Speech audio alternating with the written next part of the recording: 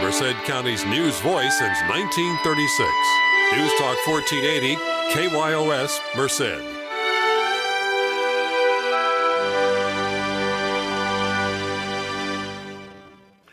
Welcome back to Community Conversations. Our guests for this segment are Sharon Lohman, who's president of New Beginnings for Merced County Animals, and Daryl Kirby, who is a very unusual volunteer. He carries animals to faraway places, and that's part of what we're going to talk about today. Welcome, Cheryl and Daryl. Thank you. We're glad to be here. All right. Well, Daryl, I think the plan was to fall right into you. So let's get going. Okay, New Beginnings for Animals is an organization that is a 501c3 nonprofit rescue organization. We transport animals all over the West that have been rescued in one way or another. My main function is transporter. To give an example, I just got back from a quick trip to Missoula, Montana. I left Tuesday morning at 8 o'clock going to Missoula with 43 dogs in a Ford Econoline van. We drove straight through, made one stop in Pocatello, Idaho, and dropped off some dogs. Went on up to Missoula and dropped off 27 others. And we had to make another stop on the way back to Idaho Falls. And because we had to do that while we were in Missoula, we dropped off 6 dogs in a pen and let them kind of pee and poop and rest a little bit before we loaded them back up and made the 6-hour trip back to Idaho Falls. And most of the dogs we took up there were Chihuahuas, and you can imagine what it was like to turn those poor little Chihuahuas out into a pen at 0 and below in the middle of a blizzard. When we left Pocatello, it was snowing, blowing, and 0 visibility. After about 100 miles, we got into an area where it was fairly clear. And then before we got to Missoula, it was ice fog and black ice on the highway. And other than that, it was a non-eventful trip. Very easy. Very easy. And we were back in Merced by about 11 o'clock on Thursday. So that was like 48 hours and 3 more, right? Huh? 51 hours to go all the way to Missoula taking dogs. So I was wondering, like when you transport the animals, I know humans need potty breaks every couple of hours or so. How about animals? Well, we tried that one time on a trip to Washington, and we only had 16 dogs, and it took us 2 hours to get them out and get them back in. After they've been cooped up for so long, they don't just go out and do it on command. So it took us a little bit longer than we thought it was going to. So now, when we leave here, the only thing we stop for is gas. We don't stop for food. We don't stop for sleep or anything else. We just go. Get the animals up there as quickly as we can, get them out, and get them rested. Now, the Missoula trip is a little longer than your normal runs. Is that right or not? Well, we make several trips every year to Washington and Oregon. In fact, I've been as far north as the Canadian border. There are rescue groups throughout the West. It's a network that you wouldn't believe. But we also have rescue groups up in Canada that meet us in Washington and take dogs. So it's not quite as far to the Canadian border as it is to Missoula, but almost. Yeah, but the driving's got to be a little bit easier going to Washington State than it is going back there into Idaho and Montana in the dead of winter like that. Well, I was astounded when I saw the email and how quick you made that trip and everything, and the fact you do it all the time. Now, one of the other things we talked about before we went on the air was that you don't always just haul normal things, what we would call normal pets. Sometimes you haul some other kinds of pets. Well, back several years ago, we had a little Mercury Villager minivan, and I picked up a miniature horse when the shelter was back out on Grogan. And really a sweet little horse. Just put his front feet up in the van and just was all ready to go. And I tied that little horse in the back of the van, and we had placards on the van that said "Rescue Animals." So people knew what we were doing when we were going down the road. We took the horse to San Jose, and as we were going down the road, people would look at that little horse standing in the back of the van because he was in the very back looking around, and people just laugh, and they were coming by taking pictures and laughing and giving the thumbs up sign that we were taking that animal. Then about 2 weeks after that, I had not such an easy experience. We had a donkey, and he was an ass in more ways than one. Took 5 of us to get that son of a gun in that van, but we got him over there, and that made the people over there happy. So he went to the urban area too, huh? He went to the urban area too, and when I took him, I also had a kid, not a 2-legged kid, but a 4-legged kid, a small goat. We hauled chickens and ducks, and a little bit of everything. Pythons. I didn't get in on the python. That wasn't. I had that one. Well, that's a great story, Sharon. Let's talk a little about the program and how people can hook up with you. If they have questions, information, this is all done by donations, and 100% of the donations go towards the animals. We're all volunteers, and they can contact me at 769-2122. Again, 769-2122 if they want information. We always need more volunteers. We may not ask you to haul donkeys. And Daryl didn't mention how long it took to get the straw out of the van either after that trip. And what else went with the straw? Yes. Well, I really want to thank Sharon Lohman, who's the president of New Beginnings for Merced County Animals, and Daryl Kirby, who is the transporter extraordinary, for being on our show today. Thanks again for coming. Thank you. Merced County's news voice since 1936. News Talk 1480, KYOS, Merced.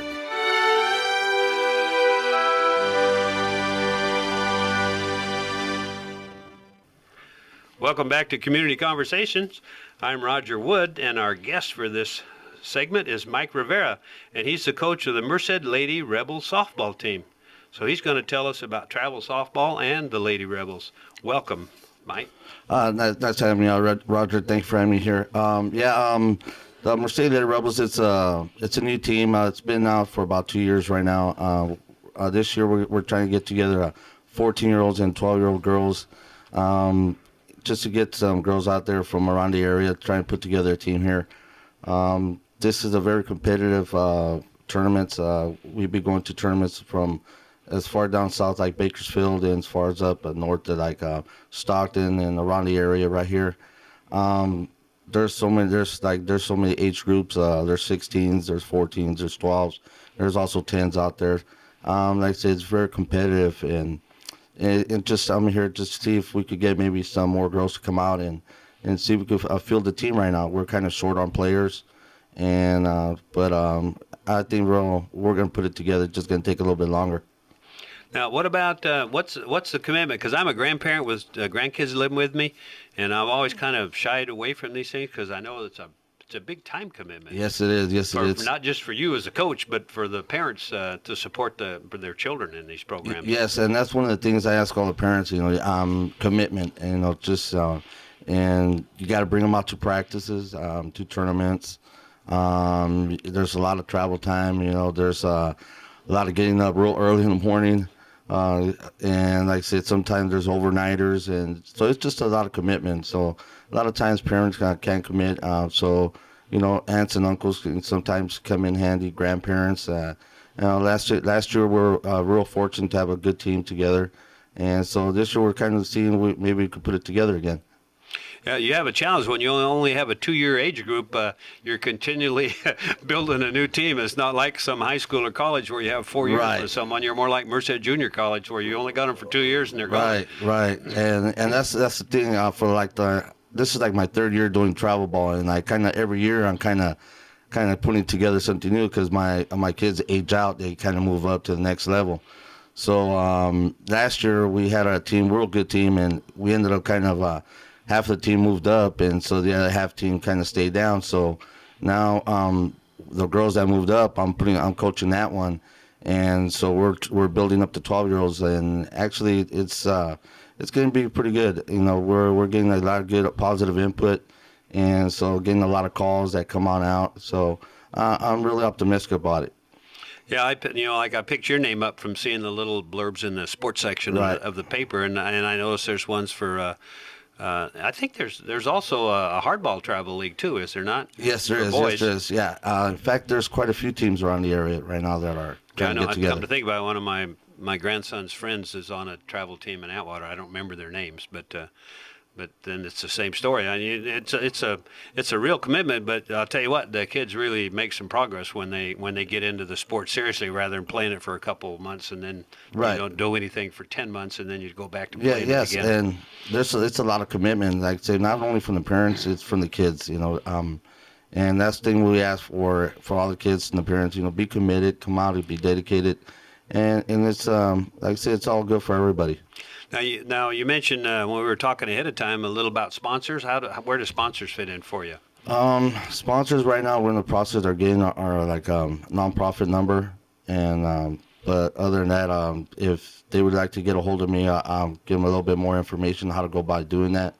I'll give you that information at the end of this. But yeah, sponsorship. Last year we had a sponsor kind of come out and took care of our uniforms, and that was real big of them. And so this year we're kind of in the same boat again, trying to look for somebody else to kind of give us a hand. Now, how do you work with your players when they're involved with the school games? Do you kind of lay low when the school softball season goes, or how do you make it work between their school softball season and the travel league? I work around their schedule. I know right now school ball's going to be getting started, and it's pretty hectic. So right now we're kind of keeping our practice to the weekends, and but I know school ball's going to get started up, so I'll work around everybody's schedule. Now, like when school's out and you're in the summertime and you're going full blast, how often do you practice? 2-3 times a week. And then how many weekends in a month do you go on a tournament? 2 to 3 tournaments. So it's a busy. And Yeah. how long that goes till how late in the fall? We go to the end of November. So it's a good long season, but you can really learn softball when you play games like that. Oh yes, you do, and it's real competitive. I say it's you just got to go out there and just kind of see for yourself, and it's a different feeling. Yep, and it's way better. I mean, the school teams are one thing, but again, they're only playing for a couple months, and then the thing's Correct. over. Same thing with youth baseball or little league and that kind of thing. Let's we're getting near the end of our time. Let's put out some contact information, how they can get a hold of you if they're interested in a young woman in the Lady Rebels. Right. My number is 209-658-6956, or you can email me at Coach Mikey Mike 247@gmail.com. That's Coach, one word, Coach Mikey, M-I-K-E-Y, Mike 247@gmail.com. Correct. And that's the way you hook up him. That's the way I found him, and he certainly would appreciate some more youngsters coming out for his team. Thank you very much for being on Community Conversation. Thank you for having me, Roger. Merced County's news voice since 1936. News Talk 1480, KYOS, Merced.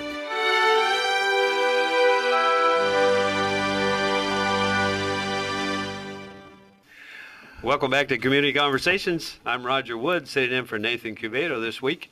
And our guest for this segment is Steve Gomes, who is superintendent of the Merced County Schools. And Steve, welcome.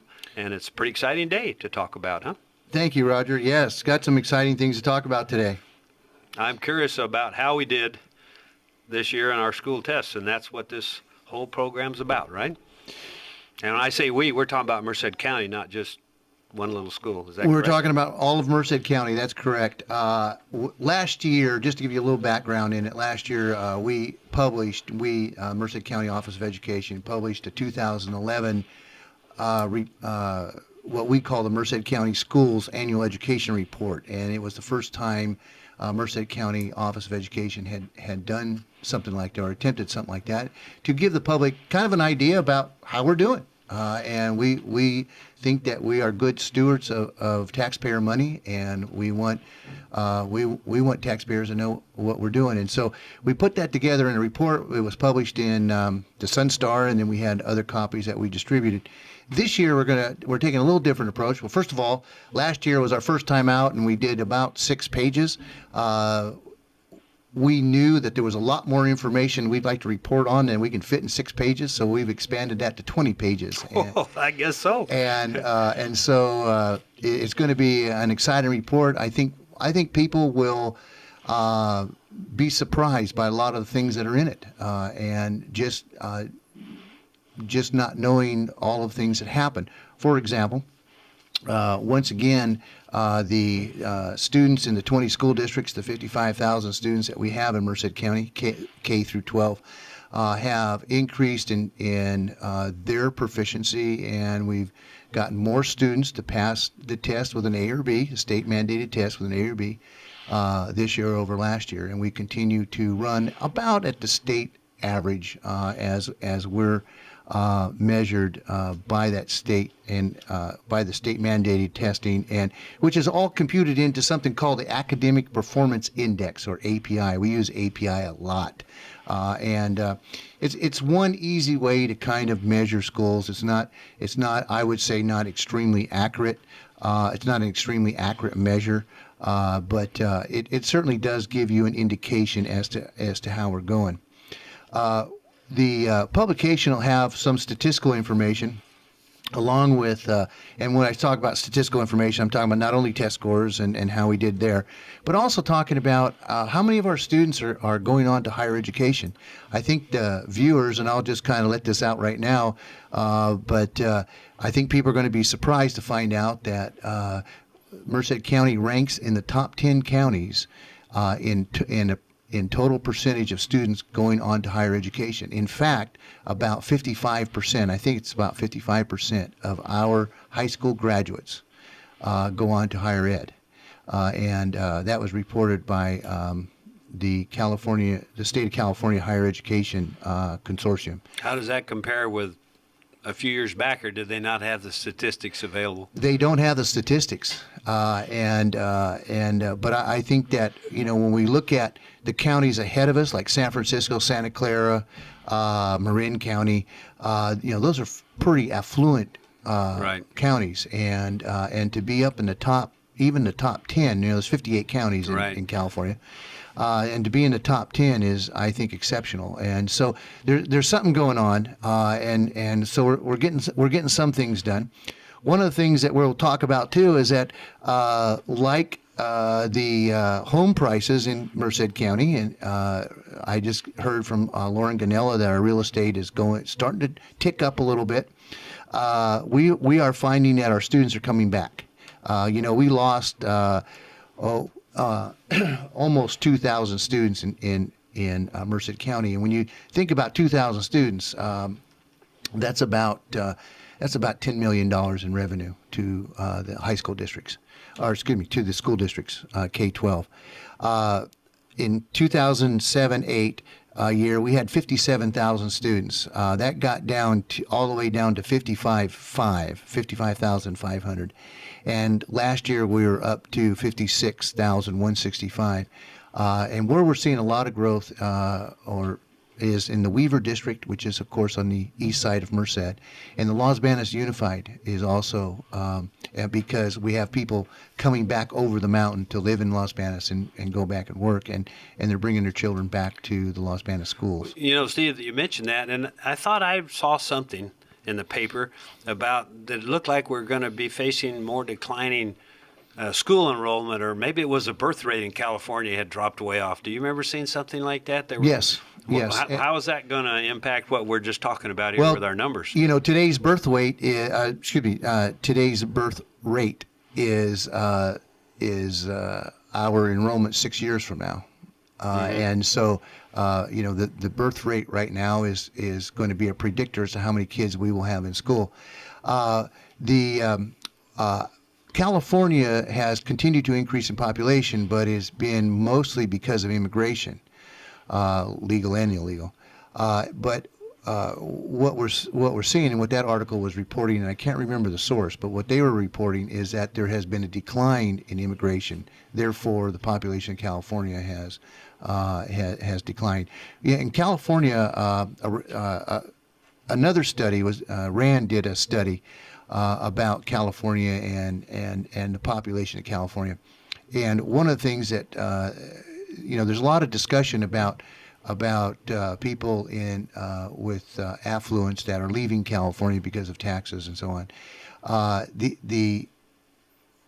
There are people leaving California, but there's also people coming back to California as well, and a lot of them that are leaving are looking for jobs. And if you look at the number of people that leave California, and you look at the economic cycle, they're almost parallel to each other. If the economics are down in California, then there's a high exodus out of California. If everything's going pretty well in California and people have some jobs and things are happening, you see people coming back to California. And so there's a reason people like to live here. I know that my daughter lives in Santa Clara, San Jose area, and I look at what those real estate prices are over there in the Santa Clara County, Marin County, San Francisco. Those folks aren't leaving. In fact, if you leave, your house is sold in a day or two, and at rates a lot higher than Merced County. So it's when we talk. So anyway, the prognosis for our schools is probably steady enrollment in the near future, not declining enrollment. Because that's always a pain in the neck when you have declining enrollment. It hurts a lot of places. and for every house that's built in Merced County, you can count on about. And this is going to sound funny, but you can count on about 0.6 kids. For all the way through K through 12, huh? K through 12. And so if there's 100 houses, 0.6, then there's going to be 60 new students there. Yeah. And so, that, now you spread 60 students over K-12, 12 grades, that's an average of 5 a grade. So, not a big impact, but nonetheless, we're going to continue to see, I think we're going to continue to see, particularly when they start building new houses, that's going to encourage young families to get in. And we're going to have in this report. I'm going to get back to report. Sure, yeah, I know we got kind of sidetracked. We're going to have how well each school did in terms of their API. We'll also look at list their similar school ranking, which I think is a really important measure. We have a report that will show all of the API by district, and I'm very happy to report that we now have 8 districts that are over 800, and 800 is the benchmark that the state of California sets. And it's a high one for us here in Merced County, I think. Absolutely. And I want to just give a shout out to Planada for just recently, their Planada Elementary just recently went over 800, which is a tremendous accomplishment. And your old stomping grounds. My old stomping grounds, and I would be remiss, and if anybody from Planada is listening to this goes, "Oh, how come you didn't mention Planada?" And but we're also going to be talking a little bit. I'm going to be talking about our challenges as well, and we continue to have challenges with Hispanic students are not performing as well as the overall average. Our English language learners still will always continue to be a challenge, and getting them to be proficient within 5 years in our system is always a goal. And we're also looking at the low socioeconomic. But I talked about we have about 55% of our graduates attending college, and the actual we rank in terms of percentage. We rank 7th in the state. That's really good news. And so I'm very pleased of that. And we have more students taking the SAT and ACT than ever before. We'll talk about some of our positive achievements. We'll talk about how we're addressing, trying to make a difference in the dropout rate. And so I think that we're going to be having a luncheon at the Boys and Girls Club on Wednesday, February 27th, and then we're going to do the same show in the Los Banos Community Center, and that'll be on February 28th, the next day, on Thursday. Both of them are 11:30 to 1. If anyone is interested in tickets to that, they can call my office at 381-6601. That's 381-6601. 6601, and we'll send tickets out to you if it's enough time, or we'll have them at the door for you. We are interested in the public attending so that we can pass out our report, and then also we'll have some students talking. We'll have some. We'll be talking about what's just around the corner and what we're looking for by 2014, because we're changing the whole system. That's right. It goes to a different name. One thing I wanted to. Now my mind is getting bad. You're also available to speak at service clubs. I'm and very that's available. another way you like to get this program out. So if people from service clubs are listening to us, you have Steve's number again. You want to recite that number one more time, Steve? Yeah, it's 381-6601. And you can line up, and he can come bring a presentation, plus bring these very colorful and full of statistical information. And the stuff makes you feel good, especially when you look at the comparable schools. We look way better in comparable schools than we look at just a plain old overall state average. So, Steve, I want to really thank you for coming. Thank you, Roger. And we'll see you again. All right. Bye-bye. Merced County's news voice since 1936. News Talk 1480, KYOS, Merced.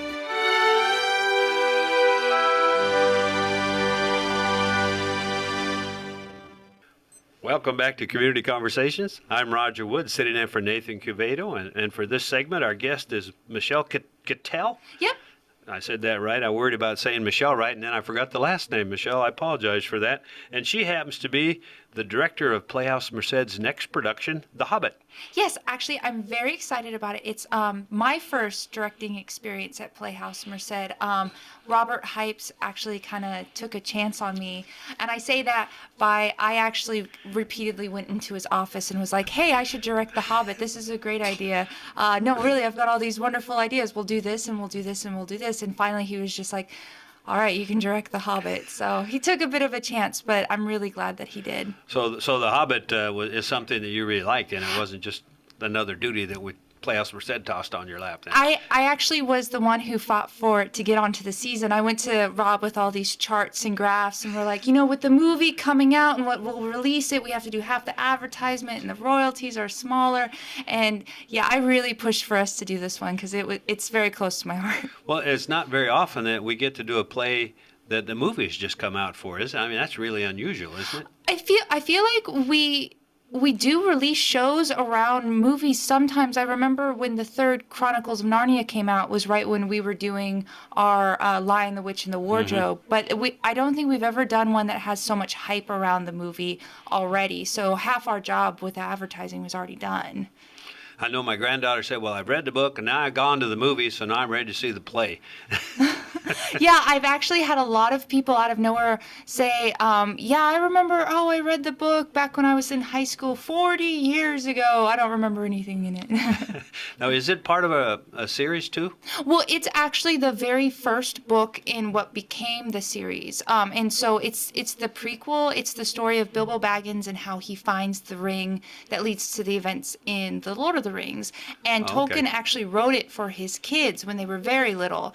And he used to play this game with them of he would write the pages and then he'd give them to his kids, and for every spelling error they find, he'd give them like a penny. So it kind of taught them spelling, and he didn't have to re-edit his work. So it was written for much younger children, whereas the Lord of the Rings he wrote when his children were in World War II, so they were soldiers fighting on the front, and he would still send them chapters. But that's the tones of the books and the movies are very different, because one was definitely written for young people and one was written more for adults. Well, that's interesting. And when was this written? Way back, right? Yes, I believe, but don't quote me on this. I won't. The Hobbit was originally published in 1937, and then it took him another 10 years to get Lord of the Rings written, and even though he started working on it as soon as The Hobbit was done, written, and then find a publisher for it, because his publishers wanted a sequel to The Hobbit, and he gave them Lord of the Rings, which is very different. And they're like, nobody's gonna buy this. Oh, they're not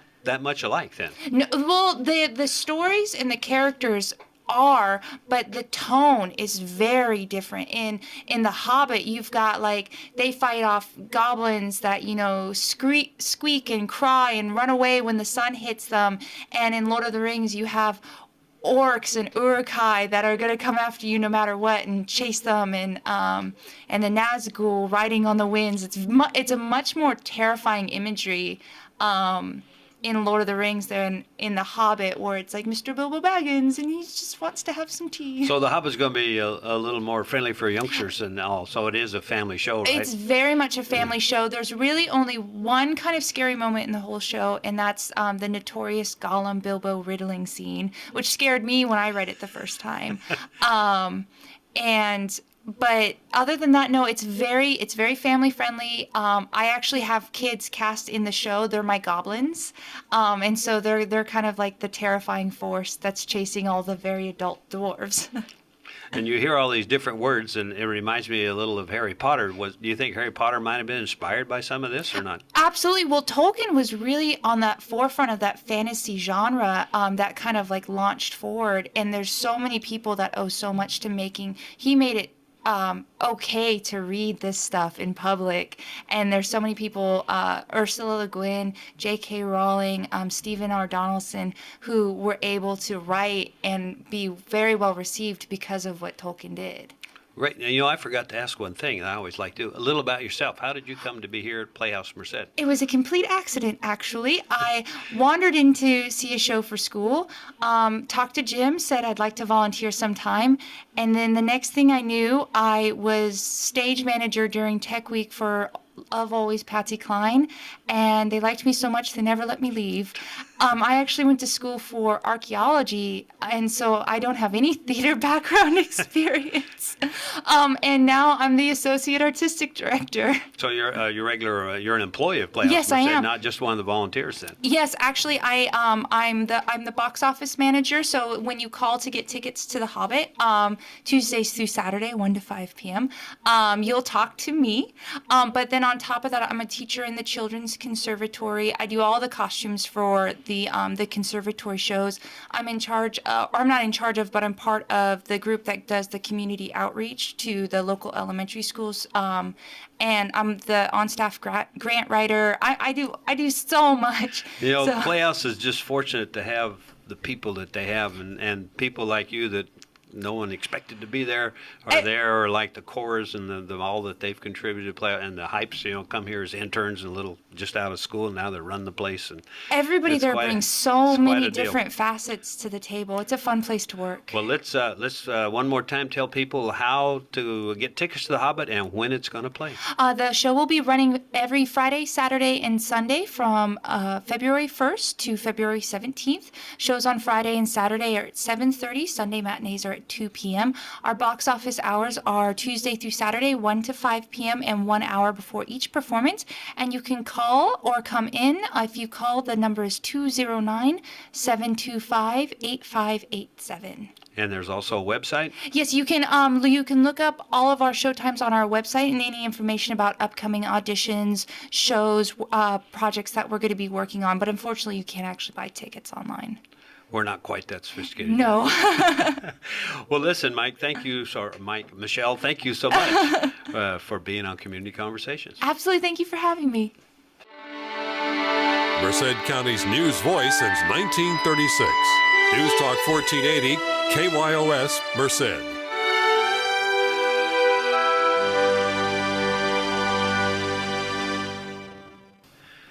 Welcome back to Community Conversations. I'm Roger Wood, sitting in for Nathan Quevedo, and our guest for this segment is Mike Conway.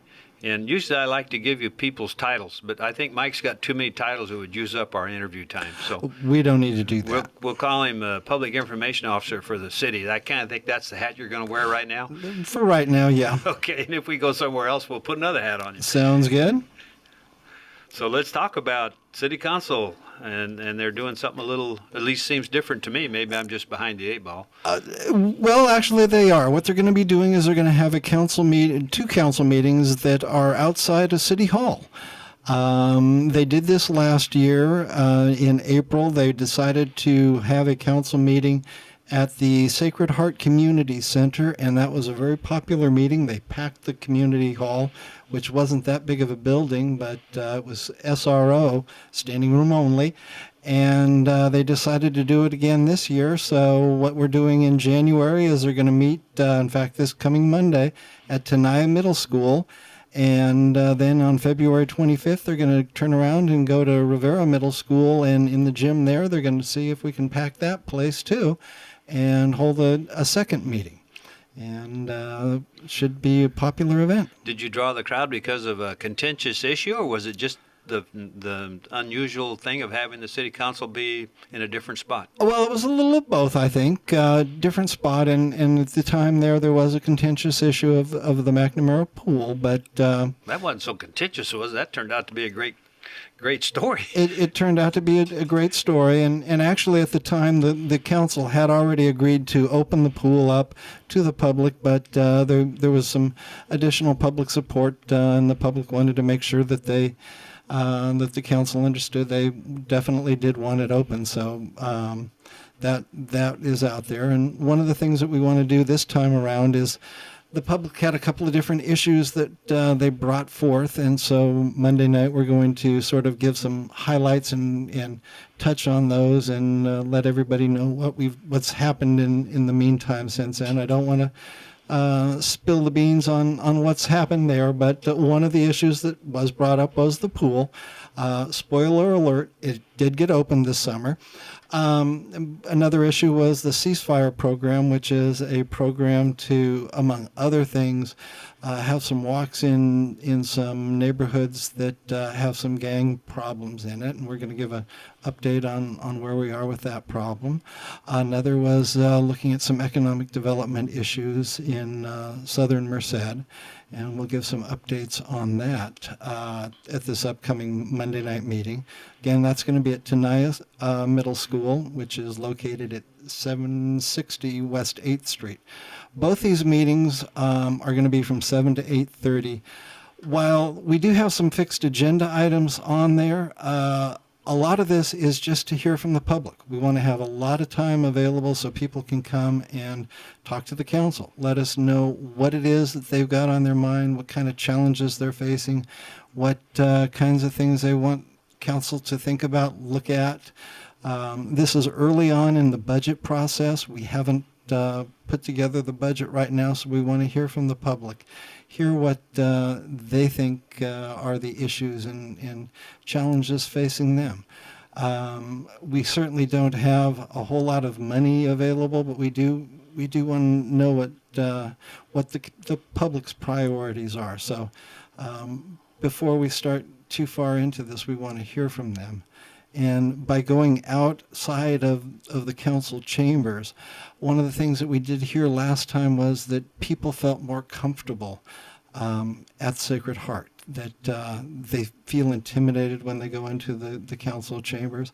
And it's something that staff and the city council doesn't think about, because every other Monday night it's sort of old home night, because right. That's where we are. We're sitting down in our big comfy chairs, which aren't necessarily that big or that comfy, but we know about them and we're familiar with them, so we don't think about that. But for other people in the public, they only go there usually when they've got an issue going on, and so they aren't that comfortable with it. So when we go out and we pick the middle school gyms, because that's a place where when they've gone there, it's been for a performance, or their kids getting an award, or they're going to watch the basketball game or something like that, and it's got sort of a warmer, fuzzier connotation to them, and they'll be there for the council meeting and probably a little more relaxed and a little more at ease, and they won't have as many butterflies when they go up and approach the microphone. So we do hope that they will come out and that they will come to the council meetings, and they will tell them what's on their mind, and they will feel comfortable about it.